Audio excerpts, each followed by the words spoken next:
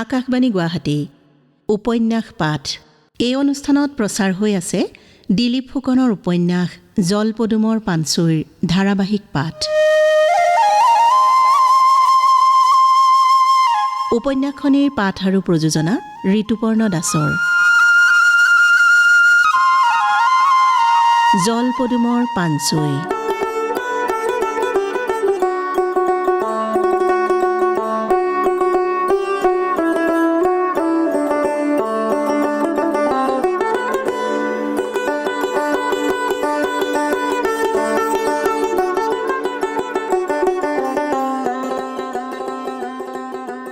শুনমইনা, ককায়েৰ আছে, ভিতৰতে আছে। ৰাতি খপি আহিছে, শোৱাপাটিত পৰি আছে গুণেই তোক কোৱা নাছিলোঁ। আহ আহ, মৰমৰ ককায়েৰক এবাৰ চাই লহি। আহ। কথা কৈ কৈয়ে জেউতীয়ে কানি দুৱৰীকৈ মিলি থোৱা দুৱাৰখন আৰু অলপ ঠেলি ভিতৰলৈ সোমাই গ'ল। পাছে পাছে শুনমইনা। একমাত্ৰ কোঠাটোৰ ভিতৰখন প্ৰায় অন্ধকাৰ। মজিয়াত ধানখেৰ পৰা, ওপৰত ফটাকানিৰে বোৱা এখন বিচনা চাদৰ। ঘৰৰ এচুকত এখন চাঙৰ ওপৰত দুটা মজলীয়া ধৰণৰ ধানৰ দুলি। বিচনাৰ ওপৰত ক'লা মোলা প্ৰায় শুকাই যোৱা মানুহ এটা পৰি আছে। মানুহটোৰ ভৰি দুটা পিটিকি আছিল সেই ছোৱালীজনীয়ে, বিজুমাই। শুনমইনাক দেখাৰ লগে লগেই বিজুমাই কুচিমুচিকৈ তলমূৰকৈ বহি থাকিল। ককাইদেউ, মনে ককাইদেউ। মানুহটোৱে মুখখন ঘূৰাই তাৰ ফালে চালে। ভয় খাই উঠিল শুনমইনাই। এয়া কি মানুহৰ মুখ? মূৰ টপা হৈ পৰা মানুহটোৰ হনু ওলাই পৰিছে। ৰঙা পৰা চকুহাল এটা গোনা ম'হৰ চকু যেন দেখা গৈছে। বিভৎস এই ৰূপ, বিধ্বস্ত এই মুখমণ্ডল প্ৰস্তৰ যুগৰ কঠিন শিলা অস্ত্ৰৰ দৰে জঙা, খহটা আৰু ক'লা হৈ পৰিছে। বিশ্বাস নহ'ল এই মানুহটোৱেই তাহানিৰ সেই মনেশ্বৰ ককাইদেউ বুলি। এটা গেঙনি তুলি মানুহটোৱে মুখখন ঘূৰাই শুই পৰিল। সহিব নোৱাৰিলে, সি আৰু সহ্য কৰিব নোৱাৰিলে। ভিতৰৰ পৰা ওলাই আহি শুনমইনাই চকুহাল মোহাৰিলে। এহাতেৰে জেউতীৰ কান্ধত ধৰি হুকুকনি এটা তুলি সি ক'লে, বাইদেউ, যাওঁ। কিছু সময় দূৰৰ পথাৰখনলৈ চাই লাহে লাহে সি খোজ দিলে। মানুহৰ এনে দুৰ্গতি কি অনিবাৰ্য আছিল? ই কি অপ্ৰতিৰোধ্য আছিল? মানুহ কি সৰ্বতিকাল এনেদৰেই জীয়াই থাকিব লাগিব? এই বসুন্ধৰাক ভোগ কৰিবলৈ কি বা যোগ্যতাৰ প্ৰয়োজন? কথাবোৰ ভাবি ভাবি সি এনে এবাৰ পাছলৈ ঘূৰি চালে। বাজলৈ ওলাই আহিছিল বিজুমাই। ঘৰৰ মুধৰ ফালৰ বেৰখনৰ আঁৰ লৈ দৰক দি চাই থাকিল তাই লাহে লাহে আঁতৰি যোৱা সেই অচিন অভ্যাগত যুৱকলৈ। কিবা এটা দুৰ্বাৰ আকৰ্ষণীয় টানি ধৰিছিল শুনমইনাক। সিও ঘূৰি ঘূৰি পাছলৈ চালে। এক অজান শিহৰণ তাৰ শিৰাই শিৰাই বৈ গ'ল। এক অনামী চটফটনিয়ে তাক বাৰে বাৰে আগভেটি ধৰিলে। এটা নাৰী মূৰ্তিয়ে যেন দিগন্তৰ ফালে মেলি দিছে দুখনি হাত দুখন ক্ৰমান্বয়ে প্ৰসাৰিত হৈ গৈ থাকিল। পলাব খুজিছিল সি, নোৱাৰিলে। বাৰে বাৰে হেঙাৰ হৈ থিয় দিছেহি এপাহি পদুমৰ পোহৰেৰে উদ্ভাসিত এক নাৰী মূৰ্তি। তাৰ পাছত সি শুনিবলৈ পালে সেই মূৰ্তিৰ নিৰ্বাক বচন, কোন তই দুৰাচাৰ, মোৰ এই স্বৰ্ণদ্বাৰত কৰ কৰাঘাত, আছিল কি অধিকাৰ জ্বলাবলৈ অগণি মোৰ অন্তৰত? দূৰ হ দুৰাচাৰ, নহ'লে নিমিষতে কৰিম ছাৰখাৰ।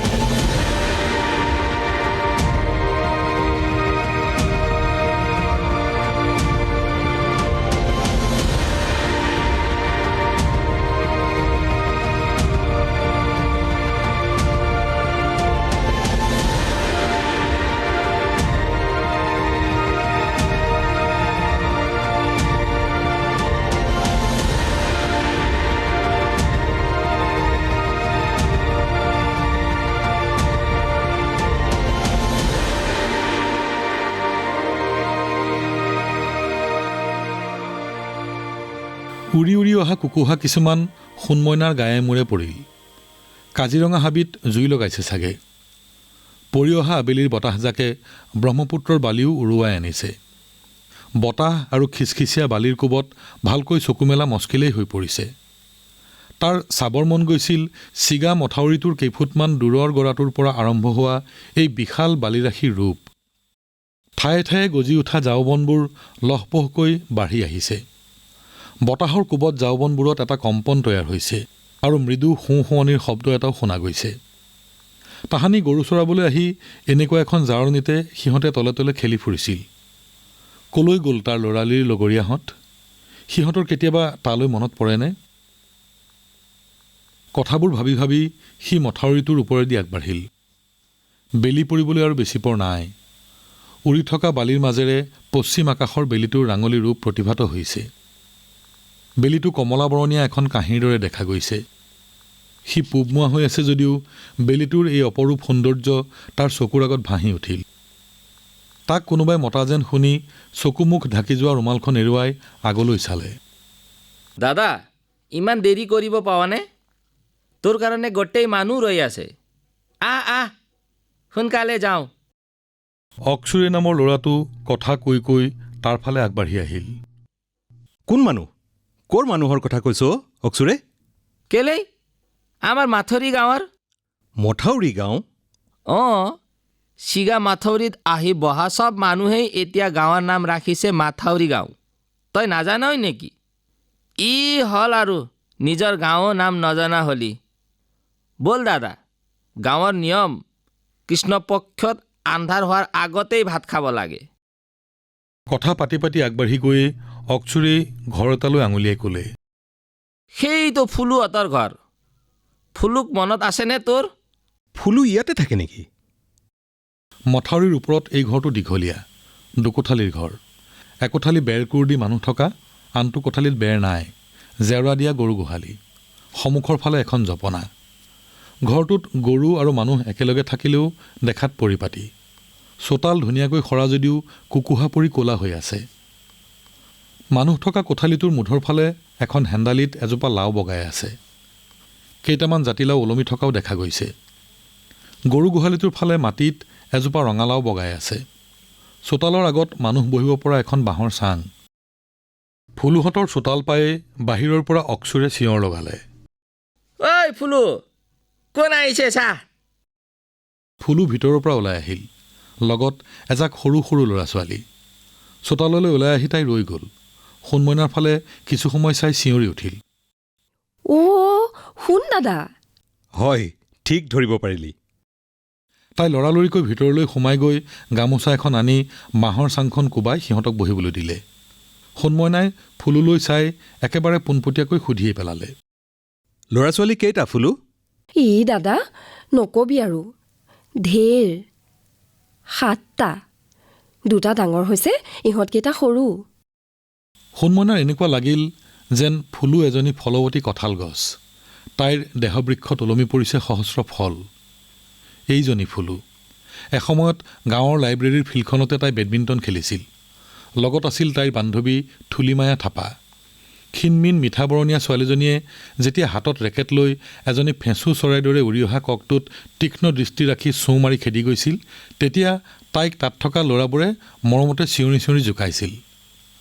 ককটোৰ ফালে তীব্ৰ বেগত গৈ থকা ফুলুৱে পেনপেনাই ক'ব, দাদা নজোকাবচোন। ৰস পাই গোটেই মুখা ল'ৰাই ঢেক ঢেকাই হাঁহিব। আৰু থুলিমায়া? শকত আৱত নোদোকা বগী ছোৱালীজনী আছিল গহীন গম্ভীৰ। তাইক কোনেও জোকাবলৈ সাহস কৰা নাছিল। ফুলুৱে হাতত তামোল এটা লৈ বাকলি গুচাই গুচাই সুধিলে, দাদা, তইনো ক'ত থাক আজিকালি? তহঁতৰ কথা মাজে মাজে ওলাই। কিমান বছৰ গ'ল, আজিকালি আগৰ কাকো লগ নাপাওঁ। ফুলুৱে তামোল খনিয়াই বটা এটাত সিহঁতলৈ আগবঢ়াই দিলে। ফুলু, তোৰ বান্ধৱী সেই যে থুলিমায়া আজিকালি ক'ত থাকে? খহনীয়াৰ পাছত বোলে সিহঁতৰ গাঁৱৰ মানুহবোৰ নেপাললৈ গ'লগৈ, হয়নে? নাই নাই, সিহঁতৰ গাঁৱৰ মানুহ নেপাললৈ উঠি যোৱা নাছিল নহয়। চলা গাঁৱৰ দাহাল, উপাধ্যায়, ভট্টাৰাইহঁতহে নেপাললৈ উঠি গ'ল। অ' দাদা, সেই যে চলা গাঁৱৰ হৰিপ্ৰসাদ, সি কি কৰিলে জান? নৈৰ গৰা সিহঁতৰ ঘৰৰ কাষ পাওঁতেই আমাৰ এখেতো সিহঁতৰ ঘৰ ভাঙিবলৈ গৈছিল। একেই কমিউনিষ্ট পাৰ্টি যে হৰিপ্ৰসাদৰ ঘৰৰ বাৰাণ্ডাত লেনিনৰ ফটো এখন বন্ধাই থোৱা আছিল নহয়। সি বোলে সেইখন নমাই আনি একে কোবেই নৈ বুকুলৈ মাৰি পঠিয়ালে। সিহঁতৰ নেপালৰ ৰজা বীৰেন্দ্ৰৰ ফটোখন আল ফুলকৈ নমাই আনি কাপোৰ এখনেৰে মেৰিয়াই ধুনীয়াকৈ বাকচত সুমুৱাই থলে। এখেতে তাকে দেখি ইচি চাচ কৰি জোৰে কাম ততে এৰি গুচি আহিল। ঘৰত আহি বোলে চব ভণ্ড, চব ভাণ্ডকীৰ দল, কাকো বিশ্বাস কৰিব নোৱাৰি, স্বাৰ্থপৰ। এখেতে মনতে বৰ দুখ পালে হ'বলা, কেইবাদিনো ভুৰভুৰাই আছিল। থুলিমায়াৰ কথা কচোন ফুলু। থুলিক জীৱনত একেবাৰে নামাতো বুলি ভাবিছিলোঁ। আমাৰ ২ নম্বৰ ছোৱালীজনীৰ জন্মৰ পাছত এবাৰ গোলাঘাটৰ ডাক্তৰৰ ওচৰলৈ গৈছিলোঁ। মোৰ গা ভাল নাছিল। ডাক্তৰক দেখুৱাই আহি বাছ ষ্টেণ্ডত ৰৈ আছিলোঁ। ডাঙৰ ল'ৰাটোক বাপেকে আৰু ছোৱালীজনীক মই লৈ আছিলোঁ। তেতিয়া দেখিলোঁ দুজনী ছোৱালীয়ে দুখন ধুনীয়া চাইকেল লৈ কথা পাতি গৈ আছে। দেখিয়ে চিনি পালোঁ সেইজনী থুলি। মই চিঞৰিয়ে দিলোঁ, ঐ থুলি। তাই ঘপককৈ চাইকেলখন ৰখাই মোৰ ফালে চাই লাহে লাহে ওচৰ পালেহি। কি ধুনীয়াজনী হৈ পৰিছিল তাই। গাত বগা স্পৰ্টিং, বগা স্কাৰ্ট, হাতত ৰেকেট। আয়ো, ছোৱালী নহয় যেন একদম পুতল আহে। তাই মোলৈ একেৰাহে চাই থিৰ নাইকিয়া হৈ পৰিল। ক'লে, ফুলু, ক্লাবত খেলা আছে, লন টেনিছো শিকিছোঁ, যাওঁ হা। গুচি গ'ল, নৰলেই। 2জনী ছোৱালী চাইকেল মাৰি গুচি গ'ল। মোক তাই একো এটা নুসুধিলে। সৰসৰকৈ মোৰ চকু পানী ওলাই আহিল। ভাবিলোঁ কলেজত পঢ়ি তাই অহংকাৰ হৈছে। খুব কান্দিলোঁ। ঘৰত আহিও ৰাতিটো কান্দিলোঁ। তেতিয়া ভাবিছিলোঁ জীৱনত তাইক আৰু নামাতিম। পাছে কি হ'ব, তাই আহিছিল নহয়। বাপেক মৰাৰ পাছত সকামলৈ আহিছিল। কেপ্টেইন ৰণ বাহাদুৰ গুৰুং নামৰ ল'ৰা এটাৰ লগত BA পাছ কৰাৰ পাছতেই তাই বিয়া হৈ গৈছিল। এতিয়া গুজৰাটৰ ফালে থাকে। তাই আহিয়ে 2 দিনৰ পাছতে মোৰ ওচৰ ওলালেই নহয়। আহিয়ে মোক সাৱটি ধৰি খুব কান্দিলে। কান্দি কান্দি ক'লে, ফুলু, মই পঢ়ি থাকোঁতে এদিন গোলাঘাটত তোক লগ পাইছিলোঁ। সেইদিনা তোৰ অৱস্থাটো দেখি মই সহ্য কৰিব পৰা নাছিলোঁ। সেইদিনা মই খেলালৈ নগৈ হোষ্টেলত শুই শুই খুব কান্দিলোঁ। ফুলু, মোক মাফ কৰি দে। ইমান ধুনীয়াজনী হৈ আছে তাই এতিয়াও। কি চাবি তাই চেহেৰা। এটাই ল'ৰা, কোনোবা দামী স্কুলত পঢ়ুৱাইছে, হোষ্টেলত ৰাখিছে। তথাপি পাগলীজনীৰ মনত হেনো শান্তি নাই। মোক কি কৈছে জান? তাইৰ গিৰিয়েকে বোলে দেশ ৰক্ষাতকৈও তাইৰ স্বাস্থ্য চেহেৰা ৰক্ষাতহে বেছি গুৰুত্ব দিয়ে। তাইৰ নামটো হেনো বদলি কৰি মায়া দেৱী কৰিলে। সিহঁতৰ ক্লাবত নাচ গানবোৰ হৈ থাকে নহয়। তাইক বোলে এবাৰ ক্লাবত হিন্দী গান গাবলৈ কৈছিল। তাই হিন্দী গান মুখস্থও নাই, সুৰবিলাকো মনত নাই। সেইকাৰণে বোলে তাই ক'লে, यहाँ देश की सभी प्रांत से आदमी आकर इकट्ठा हुआ है। मैं आसाम प्रांत से आई हूँ, गाऊंगी तो मैं आसाम का गाना ही गाऊंगी। তাৰ পাছত তাই এটা এটাকৈ কেইবাটাও দীপালী বৰঠাকুৰৰ গান গালে। বিহু গাওঁতে বোলে চবেই উঠি উঠি হাত চাপৰি বজাই নাচিবলৈ ধৰিলে। এতিয়াও ফাংচনত বোলে তাই অসমীয়া গানহে গায়। বাপেকৰ সকাম নিকাম কৰি সিহঁত ঘূৰি যোৱাৰ আগদিনা তাই আমাৰ ইয়ালৈ আহিছিল।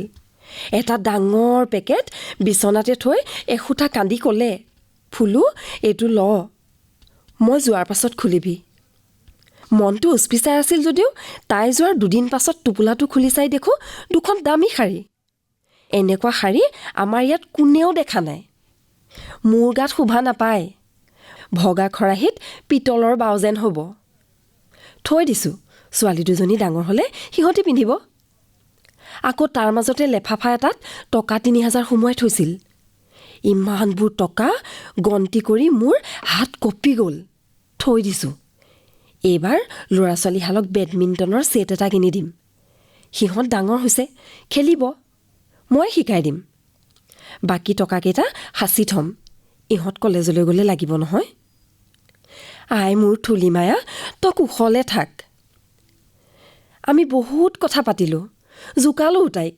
ঐ থুলি, মনত আছেনে এবাৰ যে আমি বানপানীত সাঁতুৰি তিতা কাপোৰেই বামত উঠোঁতে তোক যে দুটামানে চাই আছিল?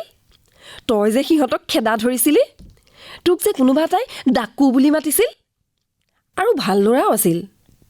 অৰুণ দাদাহঁতে যে আমাক লগ পালে সদায় কৈছিল, ঐ ছোৱালীহঁত, খেল, ভালকৈ খেল, আমাৰ গাঁৱৰ নাম ৰাখিব লাগিব। মৰিয়া হোলাৰ বাপকন দাসে ইয়াত প্ৰথম ভলীবল বেডমিণ্টন খেলিবলৈ শিকাইছিল। তেখেতৰ নাম ৰাখিব লাগিব তহঁতেই। থুলি, মই নোৱাৰিলোঁ।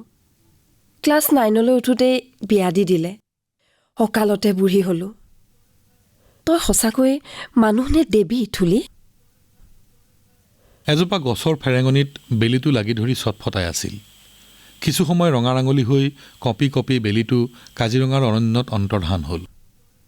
জুপুৰি ঘৰবোৰ ক'লা হৈ পৰিছে। বাহিৰৰ পোহৰ শেষ হ'লে ভিতৰৰ পোহৰ উজলি উঠাৰ নিয়ম যদিও জুপুৰি ঘৰবোৰে নিয়ম ভংগ কৰিছিল। মথাউৰিয়েদি খোজ দি অক্সুৰে আৰু সোণমইনা আগবাঢ়িছে। কিছুদূৰ গৈয়ে আৰু এটা ঘৰ পোৱা গ'ল। ঘৰটোৰ ভিতৰৰ পৰা গলগলীয়া স্বৰত ভাহি আহিল নামঘোষাৰ সুৰ। হে কৃষ্ণ তজু পাদ পদ্ম, পঞ্জৰ ভিতৰে মূৰ, মন ৰাজহংস, পশী থাকুক প্ৰভু সৰ্বথা। দাদা, এইটো মাধৱ গোসাঁইৰ ঘৰ। গোসাঁইৰ জাত গ'ল, বুঢ়ী মৰিল, জীয়েক জোৱাইকহঁত নাহে, ল'ৰাটোও হেৰাল, অকলশৰে থাকে। আমাৰ কোনোবাই চাউল পাত শাক পাচলি আনি ভাত ৰান্ধি দিয়ে, তেনেকেই খায়। সোণমইনাই একো নামাতিলে যদিও মনে মনে গোসাঁইৰ এনে কৰুণ অৱস্থাৰ কাৰণ জানিবৰ বাবে উৎসুকতা বাঢ়ি গ'ল। দূৰত আগলৈ কোনোবা এঘৰ মানুহৰ চোতালত একুৰা জুই জ্বলি থকা দেখা গৈছে। সেই ঘৰটোৰ পৰা একেলগে বাজি উঠা টোকাৰী, চেৰেণ্ডা, বিনৰ ৰেপনি আৰু মঞ্জুৰাৰ অভিনৱ মূৰ্ছনা এটি ভাহি আহিছে। শুনা গৈছে দেহ বিচাৰৰ গীত আৰু কৰধ্বনি। এই বোধন কলিতাৰ ঘৰত সকাম পাতিছে দাদা। ল'ৰাটোক শুকানী অপচৰা নে খলীয়া জখ কিহে বা পাইছিল, আগ কৰি থৈছিল। তাৰ হাত ভৰি শুকাই গৈছিল, পেটটো ওলোৱা, মুখখন ফুলা ফুলা হৈ আছে। আমি সিহঁতৰ ঘৰৰ আগে দিয়েই যাম। চোতালত জুই একুৰা জ্বলাই লৈ ভকতসকল নামত বহিছে। সন্মুখত ঔটেঙা আবখলাত মিঠাতেল দি শলিতা জ্বলোৱা হৈছে। এই আলোক আন্ধাৰৰ মাজত ভকতসকলৰ মুখ দেখা গৈছে। 4খন টোকাৰী হাতত লৈ 4জন ভকত, নন্দেশ্বৰ চুতীয়া, ধনেশ্বৰ শইকীয়া, লোকাই আৰু ভৰত বৰা। ৰামধন কছাৰীয়ে চেৰেণ্ডা বজাইছে। বিনত ৰেপনি তোলাজন সোণাৰাম গগৈ। এজন ডেকা ল'ৰাই মঞ্জুৰা বজাইছে। বাকী কেইজন ভকতে চাপৰি বজাইছে। ভাঙৰ মলমলীয়া গোন্ধ এটাও বতাহত ভাহি গৈছে। ৰামধন কছাৰীৰ সৰু চকুহাল বহল চকুপতাৰে ঢাক খুৱাই পেলাইছে।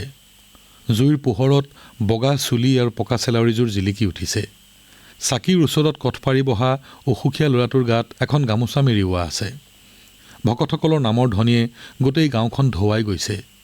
দেহা এদিনীয়া, দেহা দুদিনীয়া, দেহা হ'ল ভোকৰে ঘৰ, জীয়াই থকা কালতে আপোন সকলোটি, মৰিলে সকলো পৰ।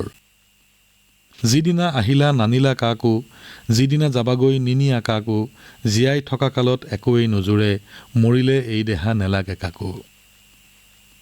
কিমান দুৰ্দশাগ্ৰস্ত হ'লে, কিমান হতাশাত ভুগিলে এনে গীতৰ সৃষ্টি হ'ব পাৰে।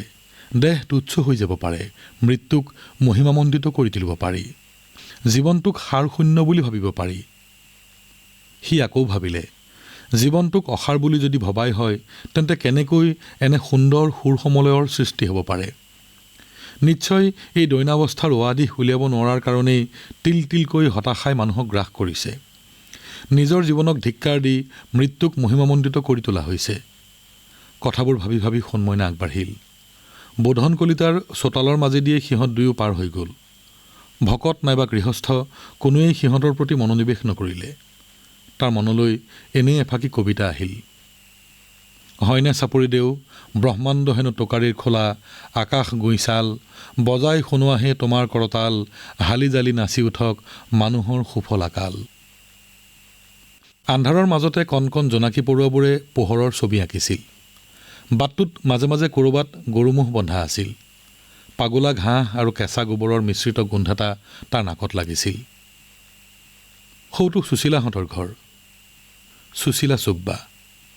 সুশীলাৰ বাপেক ঢুকাল। মাকেই তাইক আৰু ভায়েকক পঢ়ুৱাই BA পাছ কৰোৱাইছে। চাকৰি বাকৰি নাই, আধিয়া খন্দুৱাকৈ খেতি কৰে। নতুন পলস বিচাৰি ধান, মাহ, শাক পাচলিৰ খেতি কৰে। সিহঁতৰ ঘৰলৈকে আজি তাৰ নিমন্ত্ৰণ। অক্সুৰে খবৰটো দিছে। খবৰৰ মতে তাতে সিহঁতৰ ওচৰৰ গাঁওখনৰ যিখিনি অৱশিষ্ট মানুহ মথাউৰিত ঘৰ সাজি আছে, সকলোৱে তাৰ বাবে বাট চাই আছে।